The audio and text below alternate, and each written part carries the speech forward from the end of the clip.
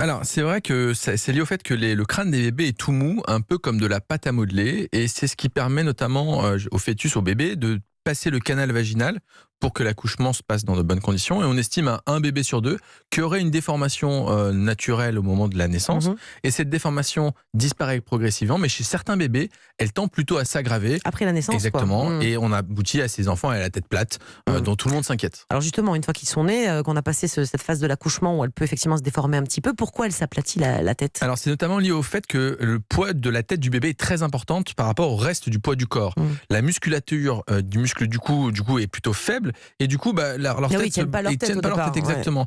Et ça a été aggravé par le fait que désormais on couche les bébés sur le dos dans la prévention de la mort subite du nourrisson, et par conséquent comme ils sont toujours la tête sur le même appui, et petit à petit on a les os du crâne qui s'affaissent et qui aboutissent à cette tête plate. Mais c'est pas si grave en fait. Non, alors ça a été médiatisé il y a quelques temps où justement on inquiétait les parents en leur disant que leur enfant aura plein de conséquences, et on associe tête plate à malformation du cerveau.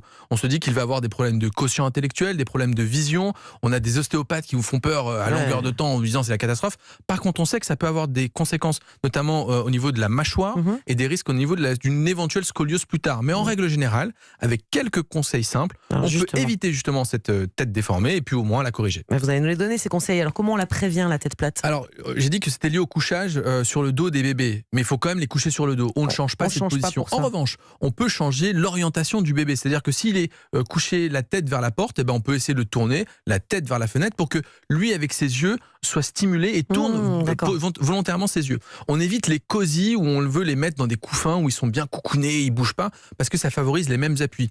Si on les met sur des petites tapis d'éveil, on évite les arches au-dessus de la tête parce que forcément c'est immobile, il faut plutôt l'enlever, et au contraire ils auront les yeux plutôt stimulés à droite et à gauche, et donc ils seront attirés par le bruit et autres. Même chose sur le fait de temps en temps de les mettre sur le ventre. Il est préférable de les mettre sur le ventre, non pas la nuit mais en journée, ça stimule leur musculature et puis ça leur permet d'éviter cette malformation. Et enfin, on évite tout ce qui est cale-tête qu'on pourrait mettre sur le côté, notamment aux États-Unis. Il y a un risque majoré de mort subite du nourrisson. Bref, on évite. Et puis si on a un doute et qu'on pense que ça persiste, on va voir son pédiatre qui, dans des cas un peu avancés, prescrit un espèce de casque pour éviter les appuis, mais ça reste assez rare. Pour des cas effectivement très rares.